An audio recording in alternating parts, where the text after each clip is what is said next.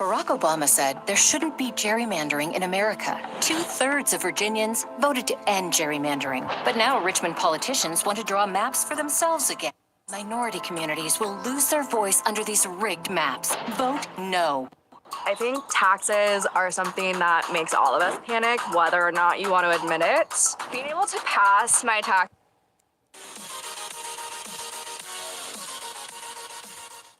What's up, guys? It's your boys, Wokey. Back part 2 from yesterday's video of Chris Watts from Dr. Phil exposing Chris Watts' mistress, Nicole Kessinger.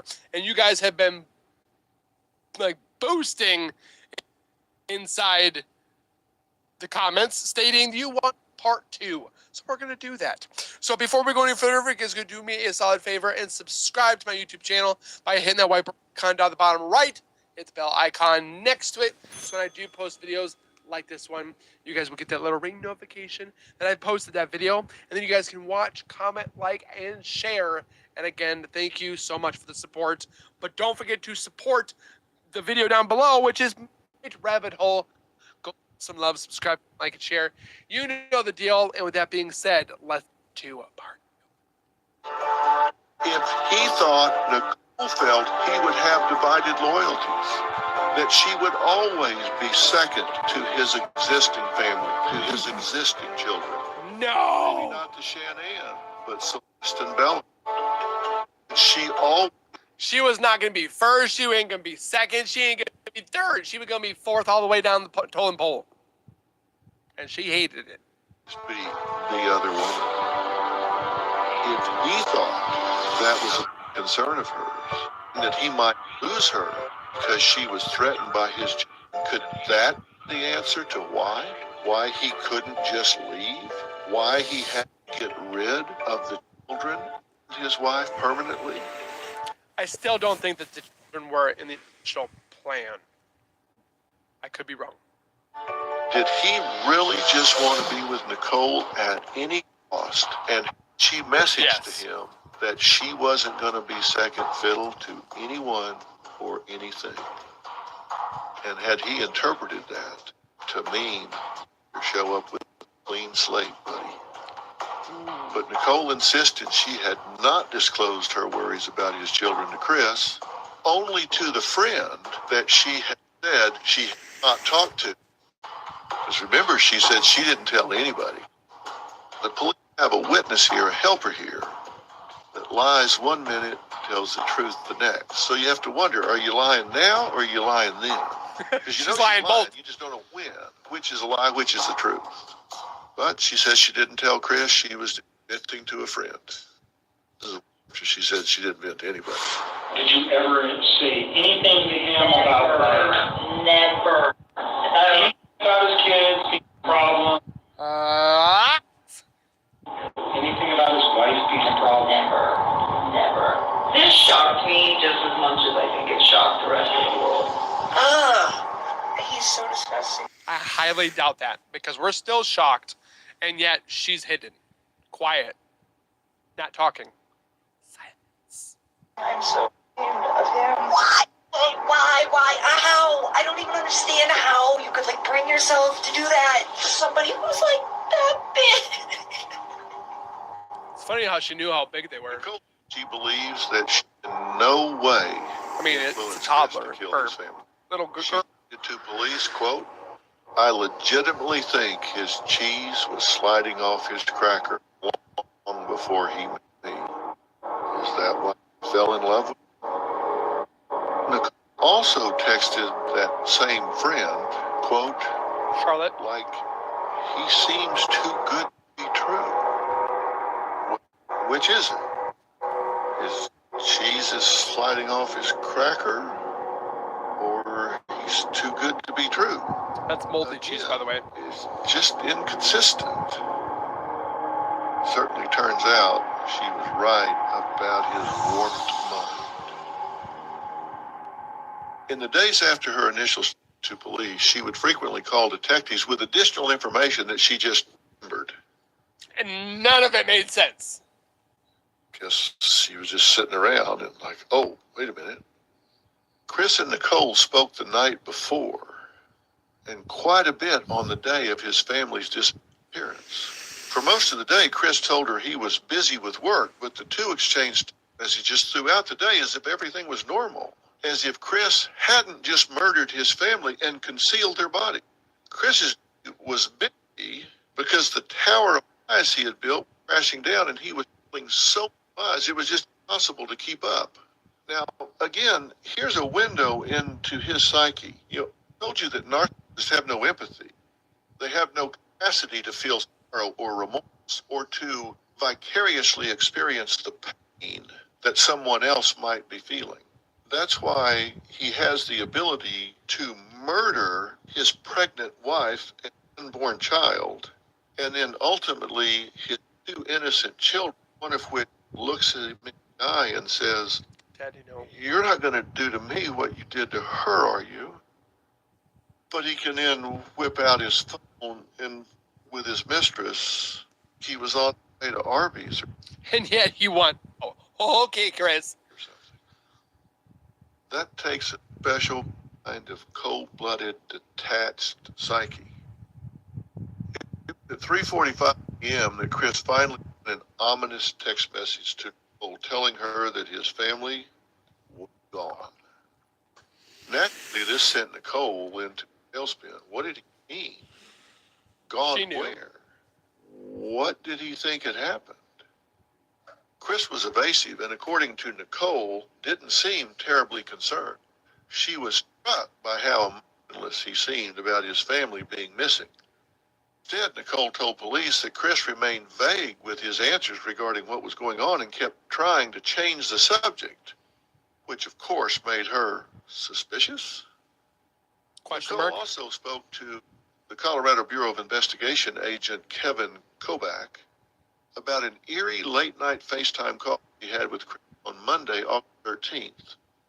Now, remember, his wife and children had been missing since that morning. And he's still talking to his mistress. Talking a little bit. He was laying down on a mattress that didn't have any sheets on it. And I'm asking him, where's your sheet?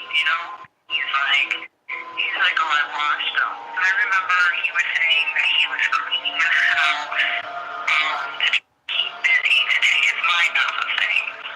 I didn't honestly think that much about it originally because that man is.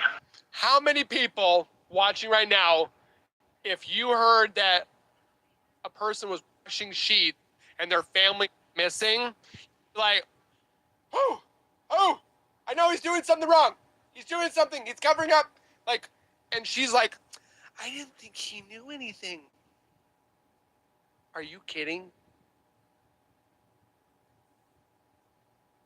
Just saying. Always cleaning, he's very, very, organized, meticulous, clean individual. So I did not see, a super red flag to me.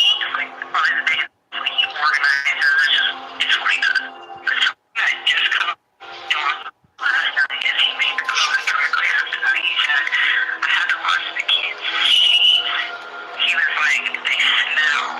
And I was thinking about that last night, and I'm like, this man keeps the house so clean. That's the cleanest house I've ever seen. Why would his kids smell bad?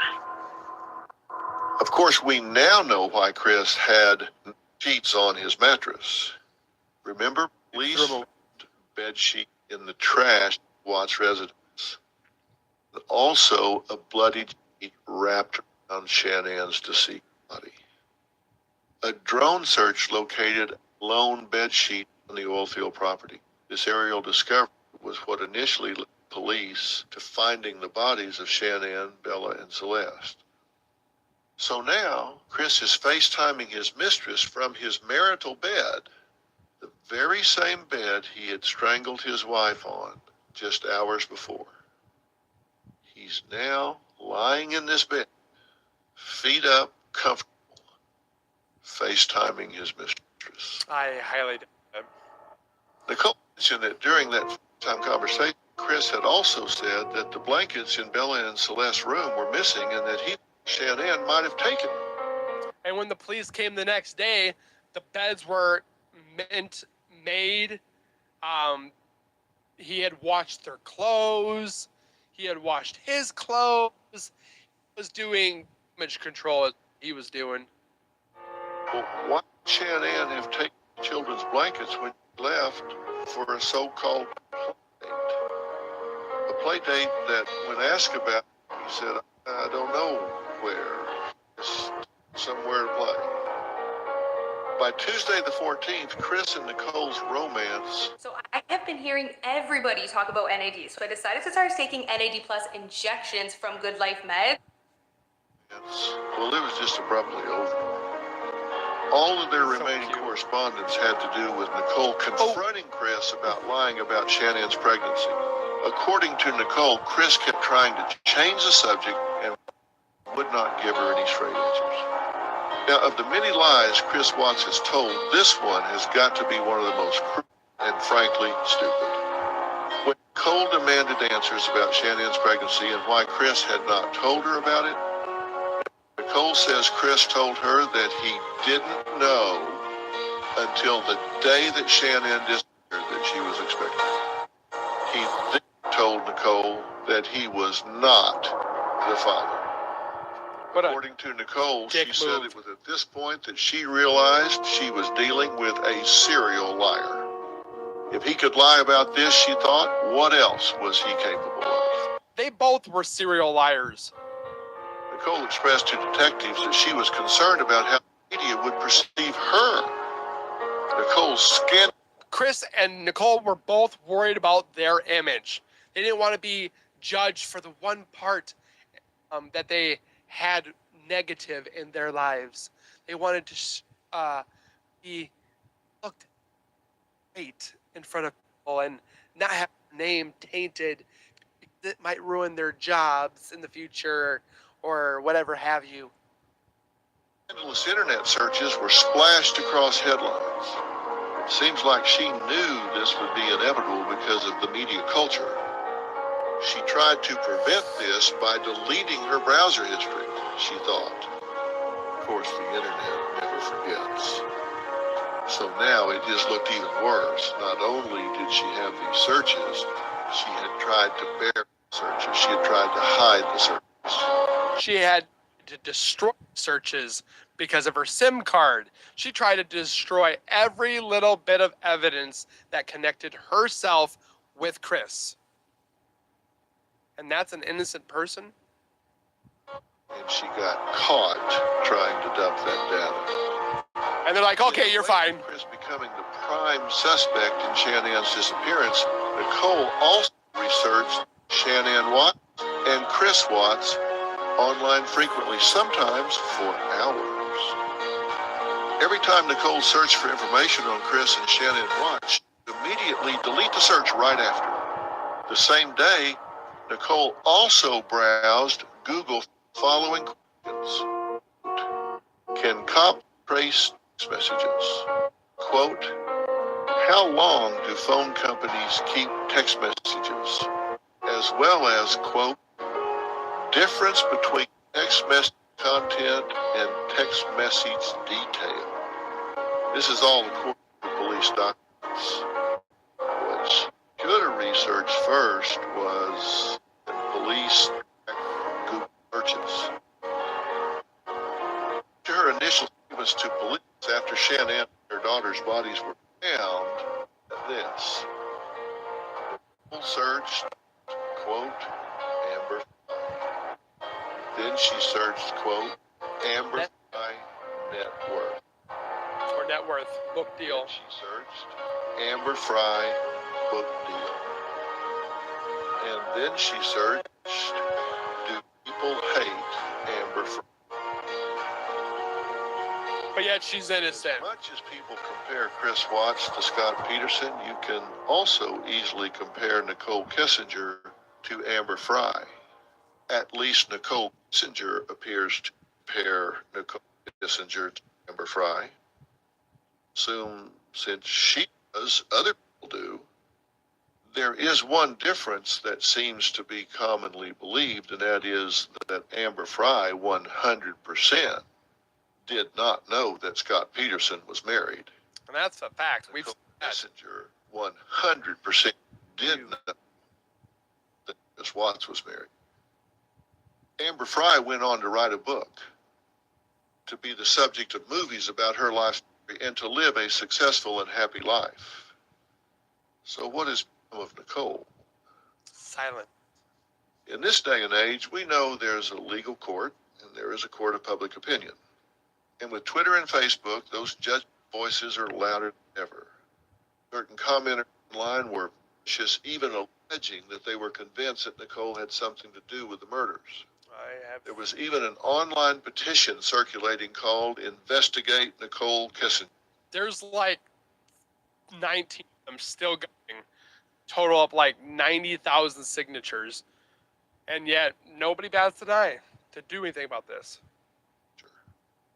When it came to Chris and Nicole's relationship, many believe Nicole's search history and emails prove she was lying, and she damn well she was dating another woman's husband. The ping. Well, I don't think you really need her search history and emails to prove that, because she said as much to the police. She knew he was married. It's just where in the dissolution procedure she claims to think things were. Told her he was married, told her they were separated, told her things were going to wind down. So she knew he was married. Her behavior also made it seem like she was complicit in keeping their relationship a secret. They went to out-of-the-way bars and restaurants. They spent most of their time at her apartment. I noticed that the dog never goes to Chris. Like when I come home, my dogs are up my butt. But Dieter never goes to Chris. Dieter goes to like the girls. I've seen Dieter go to Chanel a few times.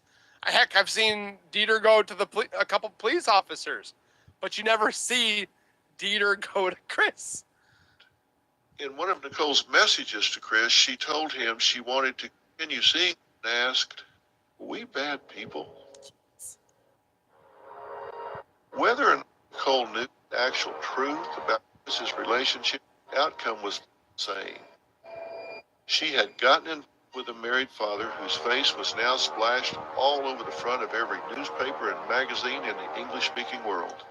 And the word murderer was right next to his name. No matter how much Nicole may have wanted to erase or delete Chris and their brief involvement from her life. Oh, like she wanted to delete him, but then yet. Right next to him. How much Nicole may have.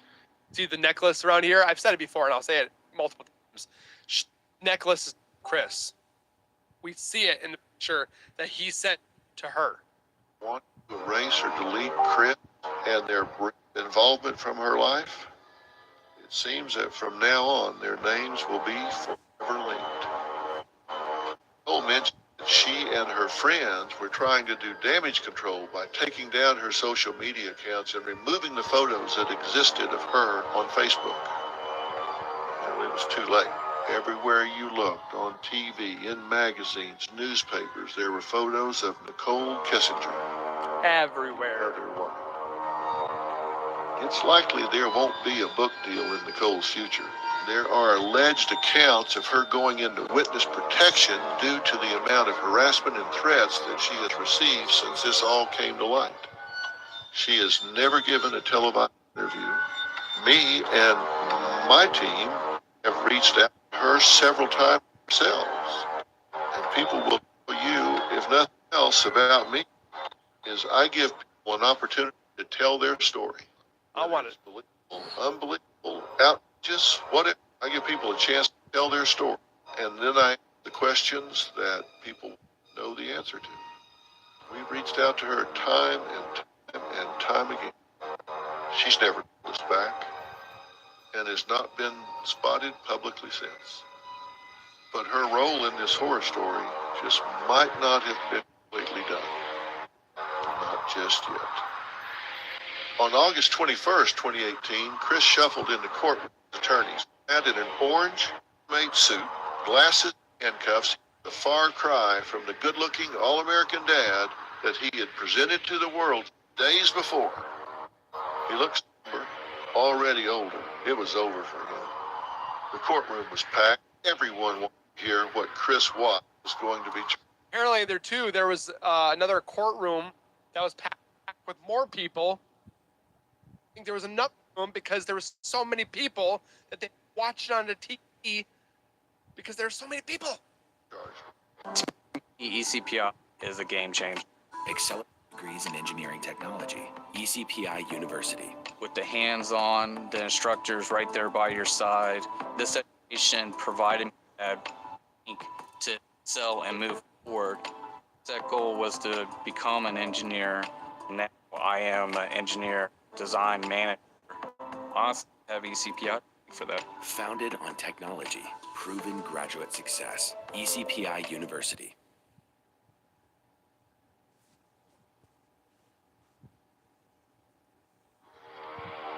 The judge denied him bail. In the front row of the courtroom, Shannon's father, Frank, and his son Frankie sobbed while the charges were read. The DA's office charged Chris with 9 counts. He was charged with 3 counts of first-degree murder after deliberation for the deaths of Shannon, Celeste, and Bella Watts. Let me say that again. 3 counts of first-degree murder after deliberation. Means Should have been 4. didn't snap. This wasn't a crime of passion. He didn't fly Premeditated. into a rage. This was murder after deliberation, after thought. 2 counts of first-degree murder for causing the death of a person under the age of 12 while being in a position of trust. 1 count of unlawful termination of a pregnancy. 3 counts of tampering with a deceased body. If convicted of all 9 charges, Chris was potentially facing the rest of his life in prison and could face the death penalty. He made the decision to save his own life. I think he did that because he knew what he knew. And he knew that Somebody, what was it? Oh, I can't remember where I read it. That he said to a cellmate, not Dylan, but a different cellmate, that he didn't want to die. Oh, how ironic! Don't want to die, but yet you took 4 souls away. this could be figured out pretty easy. Although he still maintained that Shannon had killed the children, so he killed her. Chris took responsibility for all 3 deaths in court. Pleaded guilty to charges. In exchange, he would not face the death penalty. So, Chris was now behind bars for good. He shouldn't have a plea deal. And no matter what story he spoke, he would pay for the heinous crime. So the nightmare seemed over. The legal system seemed to have done its job. But as I've said many times, we do have a legal system, we don't have a justice system. Like You that. go to the courthouse to pursue charges. You don't go to the courthouse for justice. Because you walk up those steps, you go through that door, you go in the courtroom, there's all this mahogany wood, there's this judge up on the bench, and there's a big seal behind him or her. There's all this pomp and circumstance. There's a lot of words spoken, a lot of decisions handed down, verdicts meted out, but nowhere among them justice. Because only justice would be for Shannon, Celeste, Bella, and this unborn child. To be back in this world. Agreed. That's not going to happen. That would be justice. But given the limits of the system, what could be done was done, and the nightmare seemed to be over. But investigators, not the prosecutors, but the investigators, they weren't quite done. After all this, they went back and interviewed him again one more time from prison. So what was their reason for this additional question? They got everything they can, right? The system has worked. You can't try him for the same crimes twice. That's double jeopardy. So they've gotten all they're going to get. So what? And then when I sit there and say I do believe that they went there to find out more information about NK, people in the comments, or some people in the comments are like, that's not why they went there. They went there because they wanted to get this and this and this. I'm pretty sure that they wanted to know about Nicole. They didn't even ask about Nicole. They more. I mean, I honestly, I tell you, I don't know at all. At least I get that. People, they're like, oh, everything. Do you? Why talk to him again? Well, no for sure. I think But it's we uncanny. do know it would not make sense for them to be talking to him about further culpability on his part. Exactly. They already have him. He pleaded guilty and recovered the bodies. He said Did to it really matter what other details he added to the situation? He was locked up and paid a price regardless of what he now said. they wanted to know about. Hey, Had a theory. They strongly believe the reason the FBI went into prison was because of none other than Mistress Nicole. Shannon's mother claims she believes investigators went in on a mission to get Chris to roll on his mistress. He did not, at least not yet. And again, she has never been implicated or charged with any crime. It turns out the worst thing that Nicole did, in the eyes of the law, at this point, is to fall in love with the wrong man. But whatever the reason was that they went in for, they came out way more than they ever could have bargained for. he changed They his came story. out with a real confession from Chris Watts, an admission of exactly when and how he, not Shanann, killed his two beautiful and innocent daughters. To And protect. his entire confession was recorded on tape. We were able to find out what was on those confession tapes before anyone else. Shannon's parents were told the grim and horrifying details before they were released to the media and wanted to be the ones to tell the world. They didn't want this to come out from some third party. They wanted to be the ones that reported this because they wanted to dignify their daughter. Understand, at this point, the world had been told that their daughter had murdered their grandchildren. And they sat there powerless to do anything about it. They sat there with some people in America believing that their precious daughter murdered their precious grandchildren. Wait, And Jose. add that to the loss of their daughter and grandchildren. And it was almost more than they could endure. And finally, this monster excuse for a human being told the truth. I don't think They it's wanted true the still. satisfaction of reporting that to the world. They contacted us, wanted me to come there and help them tell the story. They would do an interview with me and reveal for the first time what Chris finally confessed he had really done to their beautiful daughter and their grandchildren. What he said to the children, what he said the children witnessed, and what their final words were to their, quote, daddy. So I flew to Pinehurst and sat down with them. And they told me not only what was in that confession, but what this had done to their family. And I'm going to tell you on the next episode of The Devil Beside. Now we go help people customize in hundreds with Liberty Mutual. Maybe where's the golf cart? There it is. Only pay for what you need. Liberty. Oh, there's another. Husband, Oh, there's another one. father, killer. I need to find that episode. The devil's beside me. Again, you can't tell me this woman being implicated with possible association with this murder, that she would give up everything she could to prove that she was innocent.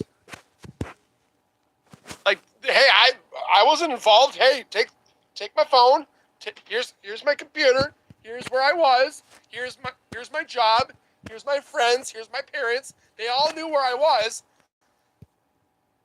And she's like, I don't remember this phone call. I don't remember that phone call. I don't really remember where I was that day. I might have clocked in, but I don't remember when I clocked in. And yeah, that's about it. Like, and they were just like, yeah, we're cool with that. We believe you. And yet, we're the ones that are crazy? I beg to differ. So, definitely let me know if you guys want me to continue The Devil's Beside Me. I didn't know that he made another one. I'm going to have to look into that one. Or if you guys could help me find it, the second episode or whatever have you of Dr. Phil exposing Chris Watts' mistress, Nicole Kessinger. I definitely would love to read it or hear it. So, again, comment your thoughts, your opinions, everything you guys need to tell me down below. I try to get to all of them, but there are hundreds, not thousands, so bear with me. Don't forget to go over to Midnight Rabbit Hole, watch their videos, and we'll see you guys in the video. Please take care, be safe, and as always, keep nerding on.